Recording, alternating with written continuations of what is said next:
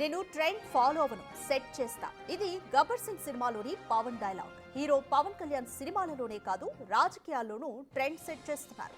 గ్రామీణ ప్రజల సమస్యలను స్వయంగా వినేందుకు వినూత్న కార్యక్రమాన్ని స్టార్ట్ చేస్తున్నారు డిప్యూటీ సీఎం. మన ఊరి కోసం మాటామంతి పేరుతో వీడియో కాన్ఫరెన్స్ ద్వారా ప్రజలతో మమేకమయ్యారు.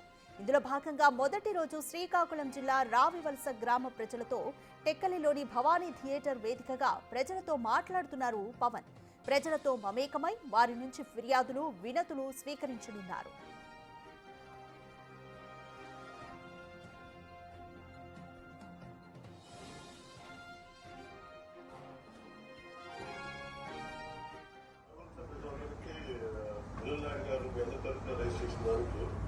రోడ్డు వెడల్పు చేయమని అడిగారు. దాన్ని ఖచ్చితంగా 3 కోట్లతోటి అది శాంక్షనింగ్ వెంటనే మీకు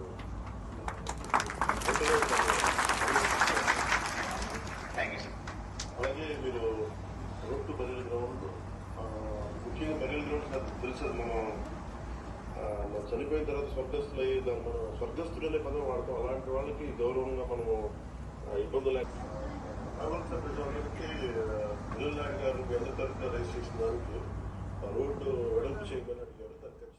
అభిమానుల తాకిడి, భద్రతా కారణాల దృష్ట్యా గ్రామీణ ప్రజలతో పూర్తిగా మమేకం కాలేకపోతున్న పవన్ వీడియో కాన్ఫరెన్స్ ద్వారా గ్రామ ప్రజల సమస్యలు పరిష్కరించేందుకు నిర్ణయించుకున్నారు. మంగళగిరిలోని క్యాంపు కార్యాలయం నుంచి పవన్ వీడియో కాన్ఫరెన్స్ ద్వారా ప్రజలతో మాట్లాడారు.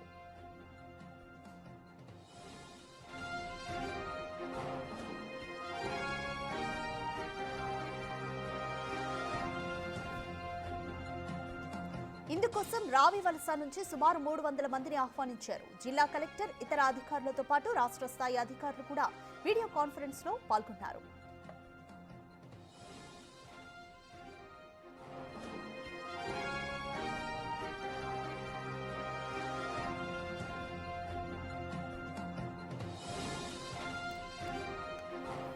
నేను ట్రెండ్ ఫాలో అవను, సెట్ చేస్తా అని గబ్బర్ సింగ్ సినిమాలో చెప్పిన పవన్ డైలాగ్ ఇది. అలాగే కాకుండా హీరో పవన్ కళ్యాణ్ సినిమాల్లోనే కాదు రాజకీయాల్లోనూ తన ట్రెండ్ ని సెట్ చేస్తున్నారనే చెప్పుకోవచ్చు. గ్రామీణ ప్రజల సమస్యలను స్వయంగా వినేందుకు వినూత్న కార్యక్రమాన్ని స్టార్ట్ చేశారు డిప్యూటీ సీఎం.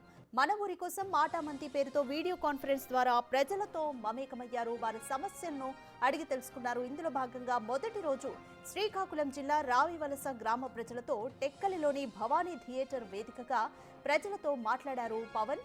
ప్రజలతో మమేకమై వారి నుంచి ఫిర్యాదులు, వినతులు స్వీకరించారు.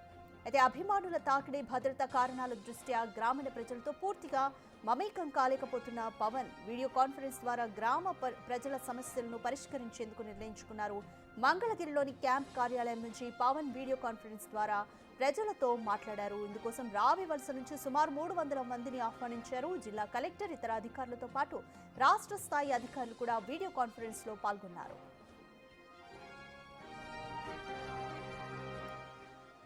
రైట్, మోర్ డీటెయిల్స్ మా ప్రతినిధి శివ అందిస్తారు. శివ, మన ఊరి కోసం మాటామంతి అనే కార్యక్రమంలో భాగంగా వీడియో కాన్ఫరెన్స్ ద్వారా ప్రజలతో మమేకమయ్యి డిప్యూటీ సీఎం పవన్ కళ్యాణ్ వారి సమస్యల్ని అడిగి తెలుసుకుంటున్నారు. ఈ ఆలోచన పట్ల ప్రజలేమంటున్నారు?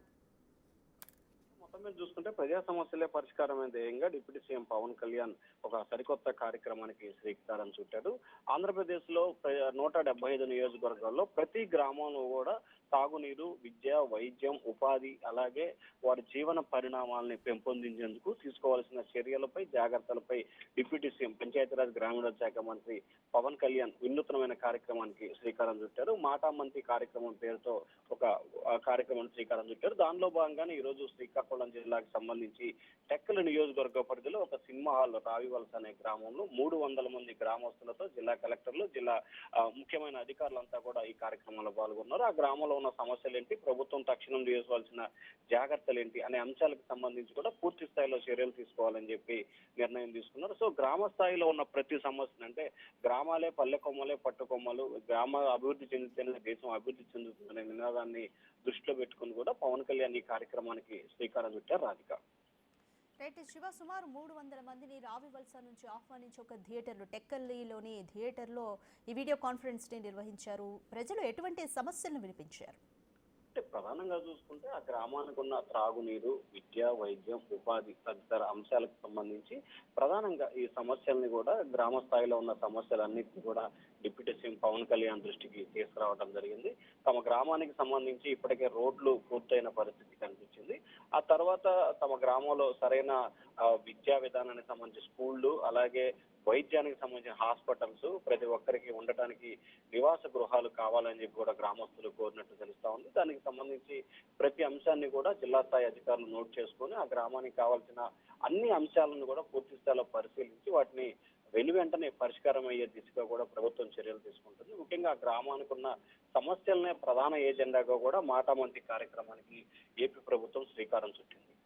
రైట్ శివ, ఈ డిప్యూటీ సీఎం పవన్ కళ్యాణ్ చేసిన ఈ ఆలోచన పట్ల కూటమి ప్రభుత్వ పెద్దలు కానీ విపక్షాలు కానీ ఎటువంటి అభిప్రాయాన్ని వ్యక్తం చేస్తున్నాయి? ప్రధానంగా చూసుకుంటే కూటమి ప్రభుత్వానికి సంబంధించి కూడా చాలా సంతోషాన్ని వ్యక్తం చేస్తుంది. ఎందుకంటే దేశ చరిత్రలో ఇటువంటి వినూతనమైన కార్యక్రమాన్ని ఇప్పటి వరకు ప్రారంభించిన దాఖలాలు ఎక్కడా లేవు.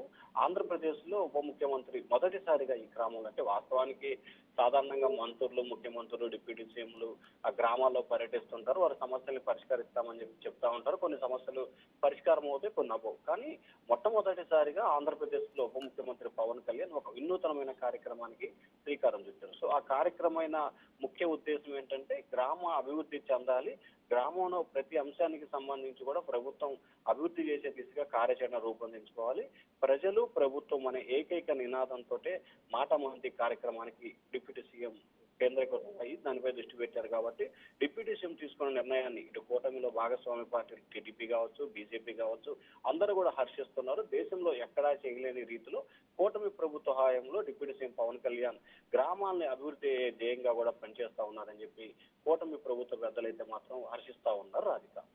రైట్ శివ, ఇలా వీడియో కాన్ఫరెన్స్ నిర్వహించడాన్ని మిగిలిన రాజకీయ నాయకులు కూడా ఫాలో అవుతారా? ఏ విధంగా ఉంటుంది పరిస్థితి? అలాగే డిప్యూటీ సీఎం పవన్ కళ్యాణ్ ఎన్ని రోజులకోసారి కార్యక్రమాన్ని నిర్వహించబోతున్నారు? వాళ్ళ యాక్షన్ ప్లాన్ ఏ విధంగా ఉంది? ప్రధానంగా చూసుకుంటే ఆంధ్రప్రదేశ్ లో 175 నియోజకవర్గాలకు సంబంధించి ప్రతి నియోజకవర్గానికి సంబంధించి 5 నుంచి 10 గ్రామాలని మొదటి విడతగా ఎంపిక చేసుకోవాలనేది నిర్ణయం చేసుకున్నారు.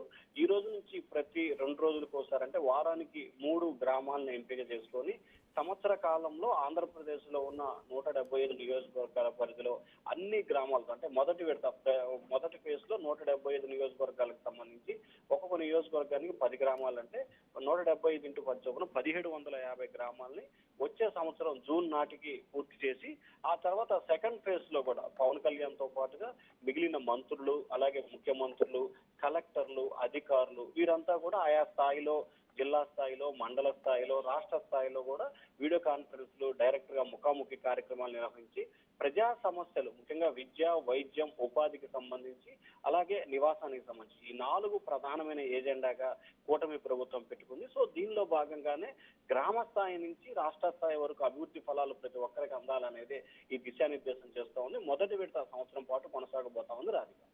Right, thanks for the update.